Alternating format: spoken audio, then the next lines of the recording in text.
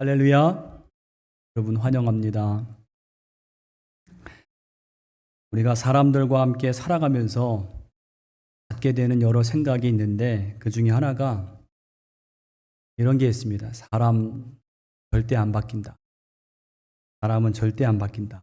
그런 인식이 있습니다. 여러분 이 말을 어떻게 생각하십니까? 공감하시는 분도 있을 거고 아닌 경우도 있을 것입니다. 정말 살다 보면 이 말이 우리 마음에 와 닿을 때가 참 많이 있는 것 같아요. 오래전에 미국의 시카고의 한 교회에서 3살짜리 여자아이의 장례식이 있었습니다. 이 어린아이는 누군가 돌보는 사람이 없어서 그만 굶어 죽고 말았어요. 이 가엾은 이 어린아이의 장례식에 한 알코올 중독자가 아주 남루한 옷을 입고 눈이 충혈된 채로 그 장례식에 참석하고 있었습니다.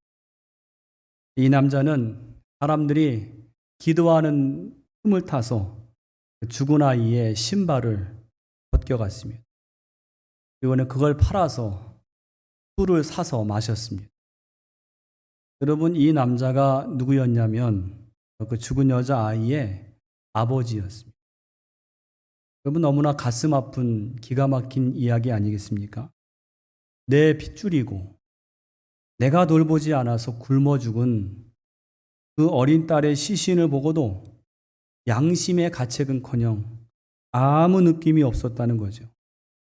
심지어 술 먹을 생각에 온통 혈안이 된 나머지 마지막 가는 딸의 그 신을 훔치는 모습은 참 우리 사람이 변화되기 어려운 존재라는 것을 단적으로 보여주는 그런 이야기입니다. 이처럼 우리 사람은 바뀐다는 게 정말 어려운 게 사실입니다. 그럼에도 불구하고 오늘 우리가 믿는 이 성경은요, 성경은 이와 다르게 사람은 바뀔 수 있다라고 우리에게 말씀하고 계세요. 그런데 그 바뀔 수 있다, 그 변화를 가능하게 하신 분이 누구냐? 바로 우리가 믿는 예수 그리스도시라고 증거하는 것입니다. 성경은 예수 그리스도 안에서 사람이 변화될 수 있다. 그렇게 말씀하고 있어요. 여러분 우리가 믿는 예수님이 어떤 분이신가? 예수님은 그저 예수를 믿으면 저 마음의 어떤 위안이나 평안 정도를 얻게 하시는 분이 아니라 예수를 믿으면 우리 삶이 송두리째 바뀌는 것을 경험하게 하시는 분이 예수님이신 것을 우리가 알아야 됩니다. 다시 말해서 아무리 바뀌기 어려운 사람도 이 예수를 만나기만 하면 그는 반드시 변화되고야 마는 것입니다. 예수의 사람들은 이걸 경험한 사람들이에요. 다른 누구도 필요 없고 나를 볼 때 예수를 믿으면 사람은 변화돼. 여러분 앞서 말씀드린 그 알코올 중독자 그 사람이 나중에 변화되었어요. 누굴 통해서요? 예수를 믿고 예수님을 통해서 자기의 지난 날을 철저하게 회개하고 다 청산하고 신학교를 가서 목사가 되었어요. 그는 저 시카고 제1교회에서 수천 명의 성도들 앞에서 고백하기를 나는 지난날 죽은 딸의 장례식에서 그 신발을 훔쳤던 파렴치범입니다. 그런 제가, 그런 저를 주님이 사랑하시고 불러주셔서 이제는 새로운 삶이, 새로운 사람이 되었습니다. 그렇게 고백을 했습니다. 여러분 요컨대 예수를 믿음으로 얻는 변화는요, 예수를 믿음으로 얻는 변화는 조금 나아지는 게 아니에요. 이전과는 전혀 다른 완전히 새로운 존재로의 변화라는 것입니다. 그것에 대해서 바울은 고린도후서 5장 17절에서 이렇게 말씀하고 있어요. 그런즉 누구든지 그리스도 안에 있으면 새로운 피조물이라. 이전 것은 지나갔으니 보라 새 것이 되었도다. 바울의 고백입니다. 여러분 이 바울의 고백은 자기에 대한 고백이지요. 그럼 바울이 어떤 사람이었습니까? 그는 예수라면 아주 이를 갈고 치를 떨고 열리를 제쳐두고 예수 믿는 자들을 잡아 가두던 사람이 바울이었어요. 그런 그가 예수를 만나서 변화되었어요. 예수님의 제자들조차도 이 바울의 변화를 믿기 어렵다고 할 정도로 변화되기 어려운 그 바울이 변화되었어요. 실제로 변화되었습니다. 오늘 읽은 성경에도 그 인생의 운명을 완전히 바꾼 한 여인이 오늘 말씀에 나오는데 그가 누구냐 하면 여러분 1절 말씀에 보면 여리고 성의 기생 라합입니다. 라합. 이 라합은요, 혈통으로 보나 신분으로 보나 직업으로 보나 하나님 백성 되기에 전혀 합당하지 않은 여인이었습니다. 무슨 얘기인가 하면 여러분 이 라합이란 여인은 이스라엘 사람이 아닙니다. 또 이방 가나안의 여자였습니다. 또 게다가 직업이 사람들에게 술을 팔고 웃음을 파는 기생이었어요. 이 라합은 하나님의 구원과 하나님의 백성과는 너무나도 거리가 먼 그러한 여자였습니다. 게다가 그가 살던 여리고성은 이제 곧 여호수아의 군대에 의해서 이제 함락될 운명에 처해졌습니다. 여러분 생각해 보세요. 그 여리고성이 함락되고 다 이제 몰살될 입장에서 누가 이 라합을 거들떠나 보겠습니까? 그런데 오늘 놀라운 일이 벌어져요. 이 이방 여인 라합이요, 여리고성이 함락될 때 이 라합이 살아남습니다. 살았을 뿐만 아니라 놀랍게도 하나님 백성의 계보에 이 라합이 들어오게 됩니다. 그것도 보통 계보가 아니라 왕가의 계보에 들어와요. 이게 무슨 말이냐면 이 라합이 나중에 이스라엘의 가장 위대한 왕이었던 다윗의 보조 할머니가 되는 거예요. 여러분 이 사실이 믿겨지십니까? 이방 여인이에요. 희생이었습니다. 죽을 수밖에 없었어요. 그런데 이스라엘 백성의 계보로 들어왔고 그것도 왕가의 계보로 오늘 당당히 그 이름을 올렸다는 거예요. 그런데 그게 끝이 아닙니다. 이 라합이라는 여인은 정말 대단한 게 여러분 마태복음 1장 5절 6절에 보면 여러분 마태복음 1장이 뭐죠? 메시아의 계보예요. 예수님의 족보예요. 거기에 이 라합이 당당히 자기의 이름을 올리게 되는 것입니다. 놀라운 은혜입니다. 오늘 이 라합의 믿음과 삶을 우리가 함께 보면서 어떻게 이 라합은 이렇게 변화의 운명을 바꾸는 그런 기적을 경험하고 살아갔는가 함께 몇 가지로 은혜를 나누기를 원합니다. 첫 번째로는 듣고 깨닫는 마음입니다. 라합은 어떤 여인이었느냐? 듣고 깨닫는 마음의 소유자였어요. 오늘 라합이라는 여인은 이미 말씀드린 대로 이방 여인에다가 희생이었습니다. 그런데 오늘 말씀 잘 보면 이 라합에게는 다른 사람에게는 없는 정말 귀한 것 한 가지가 있어요. 오늘 저와 여러분도 오늘 그것이 꼭 있기를 원하는데 그것은 뭐냐면 다름 아닌 듣고 깨닫는 마음이었어요. 여러분 우리가 살아갈 때 듣는 것 굉장히 중요하죠. 잘 듣는 것. 그런데 더 중요한 게 뭐냐면 듣고 깨닫는 마음이에요. 아, 그렇구나. 아, 그렇지. 여러분 이건 정말 우리 인생의 보화 중에 보화입니다. 이 듣고 깨닫는 마음이 있는 사람은 그 인생에 놀라운 변화와 또 운명이 변화되는 것을 경험하게 되는 거죠. 오늘 2절 보면 이스라엘의 스파이들이 정탐꾼들이 여리고성을 정탐하러 들어왔을 때 이 라합의 집으로 들어갔습니다. 아마도 이 라합 이제 희생의 집이니까 가장 들어가기가 편했을 거예요.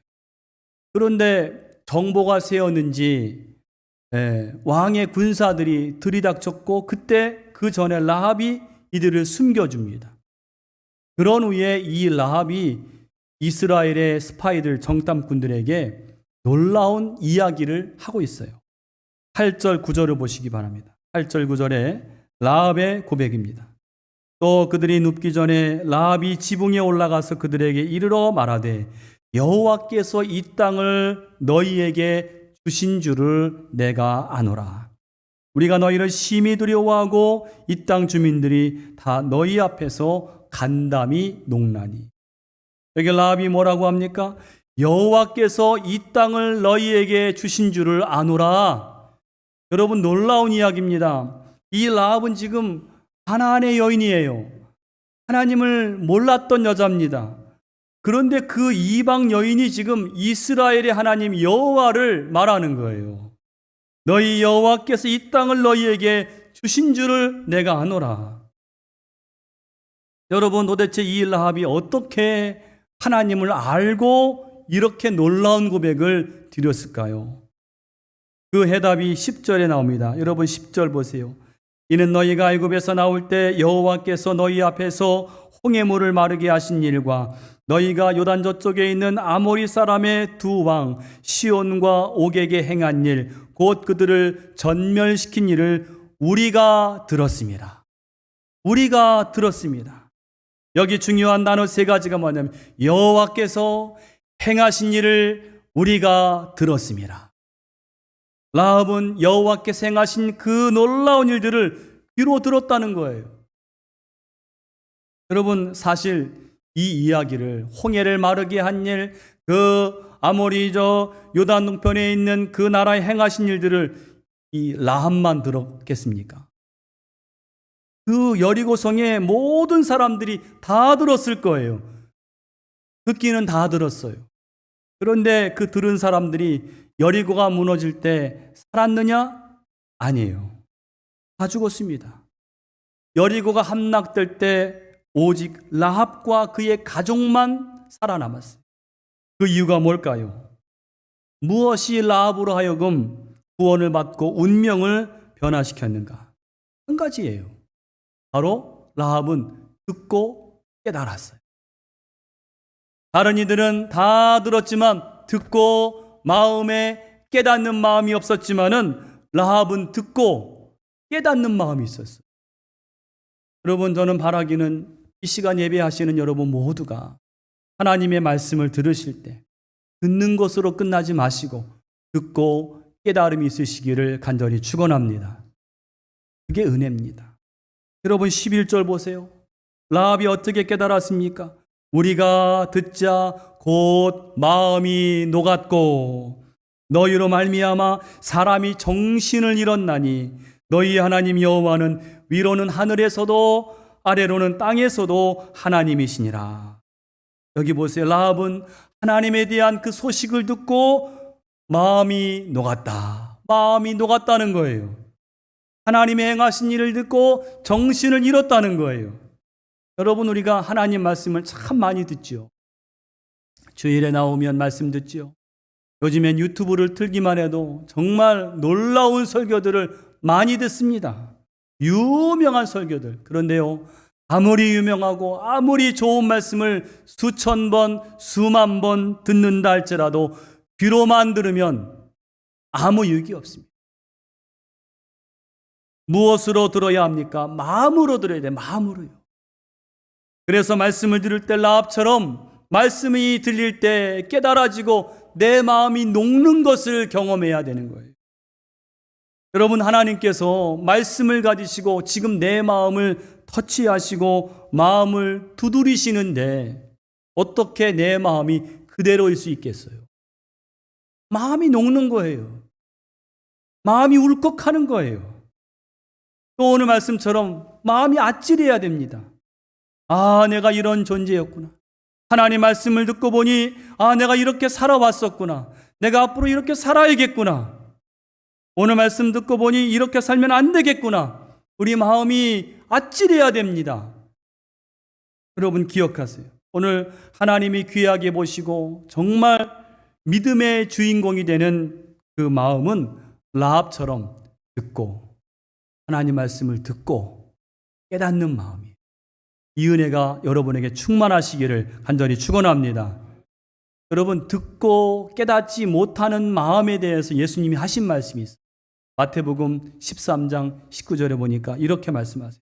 천국 말씀을 듣고 깨닫지 못할 때는, 천국 말씀을 듣고 깨닫지 못할 때는 악한 자가 와서 그 마음에 뿌려진 것을 다 빼앗는다. 여러분, 중요한 말씀이에요. 우리가 듣고 깨닫는 마음이 왜 중요한가? 우리가 하나님 말씀을 들을 때 그냥 듣기만 하지 깨닫지 못하잖아요. 말씀이 들리는데 아무 생각이 없고 아무 느낌도 없고 아무 도전도 받지 못한 채로 있는다면 그 들려진 말씀이 악한 자가 와서, 마귀가 와서 그 말씀을 그냥 쏙 가져가 버려요. 그러니까 여러분, 아무리 좋은 말씀을 수천 수만 번 들어도 마음으로 듣지 않으면 그 말씀이 내게 아무 유익이 없다니까. 제가 수년 전에 충주의 한 작은 교회에서 일일 부흥회를 인도한 적이 있습니다. 그 아는 전도사님이 가서 좀 기간에 부흥회를 인도해달라 그래서 부흥회를 인도하는데 마침 그날 폭염주의보가 내렸어요. 35도, 6도. 여러분, 충주 그 지역 굉장히 덥습니다. 사과가 잘 되는데 세상에 그 교회 예배당이요, 에어컨이 없는 거예요. 1시간 넘게 설교를 하는데 양복을 입고 다 챙겨 입고 땀이 좀처럼 나지 않는 저도 막 땀이 나서 막 견딜 수가 없는 거예요. 설교하다가 그 교회 전도사님과 교우들에게 제가 이런 말씀으로 도전을 주었습니다. 이 예배실에 에어컨이 없으면 기도하세요. 왜 기도하지 않습니까? 아니, 다른 것도 아니고 내 가정집도 아니고 하나님께 예배하는 예배실에 하나님, 예배할 때 이 에어컨이 필요합니다. 그 구하기만 하면 주실 텐데. 그랬더니 말씀을 듣고 나니까 그분들이 고개를 끄덕이는 거예요. 그렇구나. 기도해야겠구나. 여러분, 몇 주 만에 그 교회 에어컨이 설치가 되었어요. 근데 더 놀라운 것은 이웃 마을의 전도사님이, 그분도 제가 아는 분인데 그 교회에도 에어컨이 없던 거예요. 그런데 제 말씀을 그냥 들은 것도 아니고 직접 들은 것도 아니고 통해서 설교 때 그런 얘기를 했다더라. 그러니까 이분이 그걸 듣고 우리도 그러면 그걸 놓고 기도해야 되겠다. 그 교회는 그걸 놓고 기도했더니 에어컨뿐만 아니라 온풍기까지 다 설치가 되었다니. 그 주간으로요. 그러니까 여러분, 무엇입니까? 하나님의 진리는 있지만은 들었을 때 그렇지, 그렇구나, 기도해야 되겠구나, 그 듣고 깨닫는 마음이 그렇게 중요하더라고요. 여러분, 듣고 깨달음이 있으면 역사가 나타나는 줄로 믿습니다. 여러분 삶에도 하나님의 이 놀라운 말씀이 매주마다 들려지잖아요. 이 들려지는 말씀이 듣고 깨달아지면 역사가 나타나는 거예요. 그렇구나. 내가 그렇게 살아야겠구나. 여러분, 1년 52주에 매주일에 하나씩만 깨닫고 그것을 실천한다고 생각하면 여러분, 우리 삶이 변화가 안 될 수가 없죠. 그런 변화의 축복이 있으시기를 간절히 축원합니다. 두 번째로는 문제 앞에서 믿음의 담력을 갖고 나아가라는 거예요. 오늘 라합은 어떤 여인이었느냐? 문제 앞에서 믿음의 담력을 갖고 나아간 여인이었어요. 아까 말씀드린 대로 이스라엘 정탐꾼들이 여리고에 잠입을 했어요. 들어간 집이 라합의 집입니다. 희생집이에요. 이 라합은 사람을 많이 상대해 본 여자잖아요. 그러니까 딱 보니까 이거 이상하거든요. 이스라엘의 정탐꾼들이구나. 알았습니다. 아니나 다를까 이스라엘의 정탐꾼들이 잠입했다는 정보가 여리고 왕에게 들어갔어요. 그래서 왕의 군사들이 지금 라합의 집으로 그들을 이제 체포하러 오고 있는 것입니다. 여러분 생각해 보세요. 이게 얼마나 긴장되고 겁나는 일입니까? 지금 내 집에 적국의 스파이들이 들어와 있어요. 그런데 이제 그들을 체포할 그 군사들이 또 오고 있어요. 007 영화를 방불케 하는 그 장면이에요. 이 여자가 이걸 다 맞이한 거예요. 이 라합은 지금 뭔가를 결정해야 되는 거예요, 지금. 이 절체절명의 순간에 라합은요, 자기 운명을 걸고 대담한 결단을 하기를, 발각되면 죽을 수도 있는데 그 정탐꾼들을 숨겨주었어요. 6절 말씀 보세요. 그가 이미 그들을 이끌고 지붕에 올라가서 그 지붕에 버려놓은 3대에 숨겼더라. 무슨 용기가 어디서 나왔는지 모르지만은 이 여인이 그런 대담한 결단을 했어요. 그런데 라합의 대담함은 거기서 멈추지 않습니다. 3절 보니까 왕의 군사들이 들이닥쳤어요. 스파이들을 내어놓으라고. 여러분, 이들이 점잖게 스파이들을 내어놓으시오, 이렇게 점잖게 했을까요? 그렇지 않았을 거라고요. 붙들리면 당장이라도 죽일 기세로 위협을 했을 것입니다. 여러분, 이런 분위기라면 보통 강심장도, 남자라도 목소리가 떨리고 눈빛이 흔들리기 마련인데, 여러분 4절 5절 이 라합의 임기응변을 보세요. 정말 놀랍습니다. 어떻게 여인이 이런 담력을 가질 수가 있는가 싶어요. 이 4절 5절 보세요. 그 여인이 그 두 사람을 이미 숨긴지라 이르되 과연 그 사람들이 내게 왔었으나 그들이 어디에서 왔는지 나는 알지 못하였고 그 사람들이 어두워 성문을 닫을 때쯤 되어 나갔으니 어디로 갔는지 내가 알지 못하나 급히 따라가라. 그리하면 그들을 따라 잡으리라 하였다는 거예요. 여러분, 사실 이 왕의 군사들이 다 알고 왔잖아요. 그러니까 굉장히 강하게 위협을 했을 거라. 다 알고 왔어. 내놔. 그럼에도 라합은 너무나도 태연하고 대담하게 하고, 그들이 왔다고. 그런데 이미 갔으니까 지금 빨리 가면 잡을 테니까 급히 따라가라고. 이 왕의 군사들이 보기에 이 여인이 너무나 태연하고 너무나 자연스럽게 말을 하니까 그 말을 조금도 의심하지 않고 따라 나간 거예요. 오늘 우리는 이 라합이라는 여인을 보면서 여러분, 우리 믿음 생활에 있어서 정말 꼭 필요한 것, 여러분 오늘 기도하세요. 뭡니까?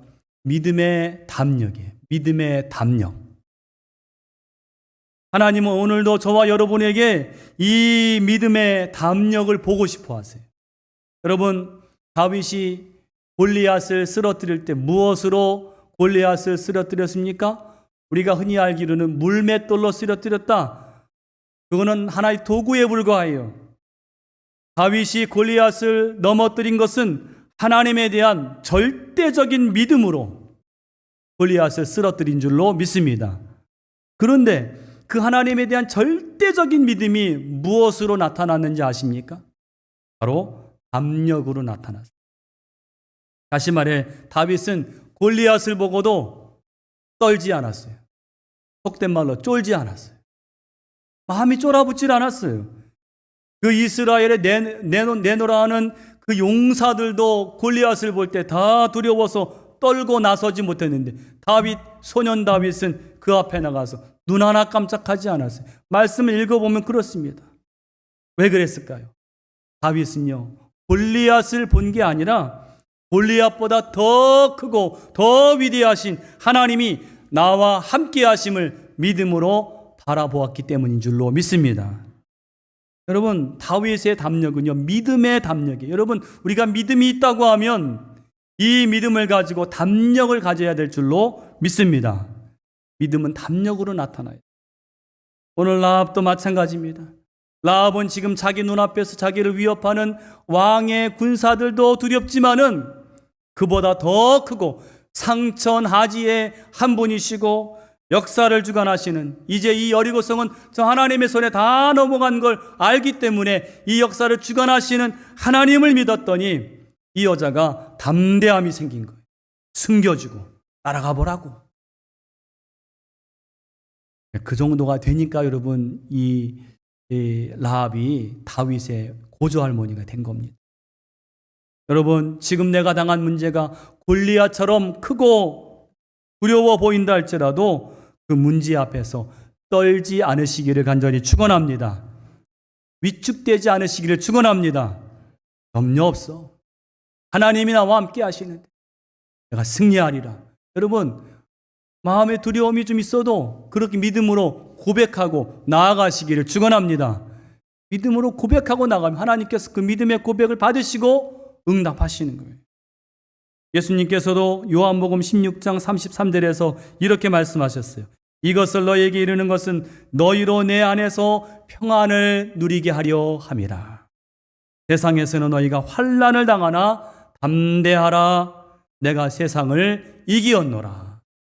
여러분, 두렵고 어려운 일 만나서 평안을 유지하시기를 축원합니다. 하나님이 평안을 주세요. 환난을 당하지만 담대하라. 내가 세상을 이기었노라. 제자들이 갈릴리 바다 한가운데서 그 물결과 바람이 심해서 오도가도 못하고 그 배 위에서 고생할 때 한밤중 깊은 밤에 밤 사경에 주님이 물 위를 걸어서 오신 것을 우리가 알고 있습니다. 그때 베드로가 물 위를 걸어오시는 예수님을 보고 주여, 주님이시거든 나를 명하셔서 물 위를 걷게 해달라고. 이 간구도 대단한데 주님께서 베드로에게 오라 하셨을 때 베드로가요, 그 배에서 나왔어요. 그리고는 그 두려운 바닷물에, 그 시커먼 바닷물에 발을 내디뎠어요. 여러분, 이게 쉽냐고요? 쉽지 않습니다. 이 담력이 있어야 그 물에 발을 딛는 거예요. 이 담력이 바로 믿음의 증거라고요. 여러분, 베드로의 그 담대함은 어디서 왔을까요? 바로 물 위를 걸어서 오시는 예수님을 바라보았을 때 거기에서 믿음의 담력이 온 줄로 믿습니다. 물결을 보지 않고 바람도 보지 않고 오직 주님만 바라봤을 때 거기에서 믿음의 담력이 생기는 거예요. 여러분, 우리도 삶의 문제가 있고 삶의 물결이, 삶의 풍랑이 나를 위협하고 두려움을 갖다가 주고 내가 쓰러질 것 같고 넘어질 것 같고 그런 때에 믿음의 담력을 가져 어떻게 해요? 주님을 바라보세요. 주님을 바라보시길 축원합니다. 주님을 바라볼 때 거기에서 믿음의 담력을 갖고 주님, 내가 승리할 줄로 믿습니다. 마지막 세 번째로 내 심령의 창문에 붉은 줄을 매달라는 거예요. 내 심령의 창문에 붉은 줄을 매달라. 오늘 기생 라합이 이스라엘 정탐꾼들을 다 숨겨주고 나서 그들에게 부탁을 해요. 12절 보세요. 12절 보시면 내가 그대들을 선대했으니 당신들도 우리를 선대하시오. 그런 내용입니다. 무슨 말입니까? 내가 당신들 이렇게 살려주었으니까 당신들이 우리를 정복할 때 나와 내 가족을 지켜달라는 이야기예요. 이 요구에 정탐꾼들이 그렇게 하겠다고. 내가 그렇게 하겠다고.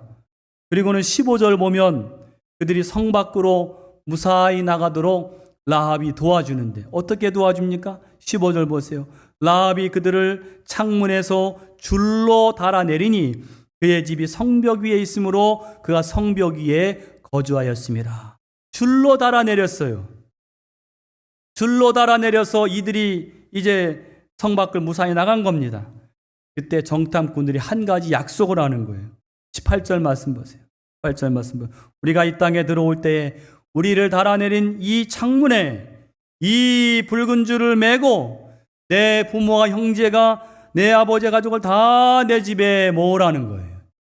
창문에 붉은 줄을 메고 여기에 이방에 다 모이라는 거예요. 아마 라합이 정탐꾼들을 달아내릴 때 붉은 줄로 내렸던 것 같아요. 정탐꾼들이. 그러니까 여리고를 정복할 때 이 붉은 줄을 메고 이방 안에 다 가족이 모이시오. 그러면 당신과 당신 가족이 다 구원을 얻게 될 것이죠. 여러분, 여기에 우리 신앙의 귀한 상징이 있어요. 이 붉은 줄이 뭘까요? 이 붉은 줄이 무슨 매직입니까? 무슨 마법입니까? 붉은 줄이 사람을 살리는 게 아니라 이 붉은 줄은 바로 라합의 믿음의 믿음. 하나님이 이 성이 멸망당할 때 하나님 나와 내 가족을 꼭 기억해 주실 줄로 믿습니다. 라합의 믿음이라고요. 하나님을 믿는 믿음이요 하나님 약속을 붙드는 믿음의 붉은 줄을 내 심령의 창문에 매단 것입니다. 여러분, 오늘 우리의 심령에도, 우리의 심령의 창문에도 이 붉은 줄이 메어지기를 간절히 축원합니다. 붉은 줄은 바로 나를 위해 죽으신 예수 그리스도의 그 보혈, 나를 위해 죽으셨구나. 그 피를 위해 나를 위해 흘리셨구나. 그 예수님의 보혈을 믿는 믿음이에요. 믿음. 그 믿음의 고백인 것입니다. 여러분, 매주일 예배에 나올 때마다 우리가 은혜의 보좌 앞으로 나가는 것입니다. 세상에 살다가 우리가 은혜의 보좌 앞으로, 하나님 임재하시는 은혜의 보좌 앞으로 나갈 때 우리 이 모습으로는 나갈 수가 없어요. 왜요? 세상에서 때로 인해 물들고 거룩하지 못한 삶을 산 우리가 무엇을 들고 나가야 되는가 하면 우리 심령에 붉은 줄을 매달고 나를 위해 죽으신 예수의 보혈을 믿음으로 나아갈 때에 우리가 은혜의 보좌 앞으로 능히 나아가는 줄로 믿습니다. 예수 그리스도의 보혈을 믿고 그 믿음의 고백을 가지고 나아가세요. 또 하나 심령의 붉은 줄을 매라는 것은 여러분 세상 가운데서 예수님을 시인하고 살라는 거예요. 여러분 오늘 가만히 보세요. 이 여리고 그 큰 성에 오직 라합의 집의 창문에만 붉은 줄이 매달린 거예요. 그 붉은 줄은 무엇입니까? 그 여리고 성이 함락될 때 오직 나와 내 집은 여호와만 섬기겠노라 라는 라합의 믿음의 고백이요 선포인 거예요. 여러분 우리가 세상을 살아갈 때 우리 주님이 우리에게 원하시는 게 있어요. 뭐냐면 세상 속에서 사람들 앞에서 주님을 시인하는 거예요. 여러분 주님을 시인하시기 바랍니다. 주님이 원하세요. 여러분 만나는 사람들에게 잘 때를 봐서 나는 예수 믿는 사람이다. 내 삶의 주인은 내가 아니라 예수님이십니다. 예수님이 나의 죄를 구원하셨습니다. 이거를 여러분 때를 잘 맞춰서 고백을 하는 것. 그걸 주님이 원하세요. 그 말을 듣고 당장에 전도가 안 될 수도 있습니다. 그러나 나중에 기억이 돼요. 그 사람 뭔데? 왜 그 사람은 그런 고백을 했을까? 그 사람이 믿는 예수가 뭔데? 여러분 주님이 약속하신 게 뭐냐면 마태복음 10장 32절에 예수님의 약속이요. 누구든지 사람 앞에서 나를 시인하면 나도 하늘에 계신 내 아버지 앞에서 그를 시인할 것이다. 누구를요? 사람 앞에서 주님을 시인한 그 사람을 우리 주님도 나중에 하나님 앞에서 이 사람이 나를 시인했습니다. 나를 증거했습니다. 여러분 그러므로 이 총력 전도 기간에는 그런 마음이 있어요. 내가 사람들 앞에서 내가 믿는 주님을 좀 이렇게 나누어 줘야 되겠다. 주님을 시인하는 것. 아마 이 라합이 붉은 줄을 매는 것이 여러분 성에 그 붉은 줄 하나 딱 매여 있으면 얼마나 눈에 띕니까? 부담이 되겠지요. 그러나 믿음의 고백인 거예요. 그 부담스러운 붉은 줄이 나중에 이 라합의 가족을 살린 그 결정적인 증표가 되었다고. 여러분 우리도 우리 심령의 창문에 붉은 줄이 메어지기를 간절히 축원합니다. 예수 그리스도의 고백이 우리 입을 통해서 증거되어지고 선포되어질 때 하나님 영광 받으시고 내 삶도 라합처럼 운명이 바뀌는 내 삶이 놀랍게 바뀌어지는 놀라운 그 기적의 주인공들이 다 되실 줄로 믿습니다. 기도하겠습니다. 하나님 감사합니다. 오늘 저희들을 위해서 십자가에 죽으시고 그 보혈을 믿는 믿음, 우리 심령의 창문에 붉은 줄을 달아매었던 라합처럼 주님을 고백하고 주님을 시인하는 저희들 되게 하여 주시옵소서. 아무리 큰 문제가 다가와도 그 앞에서 떨지 말고 라합처럼 믿음의 담대함을 가지고 믿음으로 고백하고 선포하며 나갈 수 있는 저희들 되게 하여 주시옵소서. 감사함 예수님의 이름으로 기도하옵나이다. 아멘.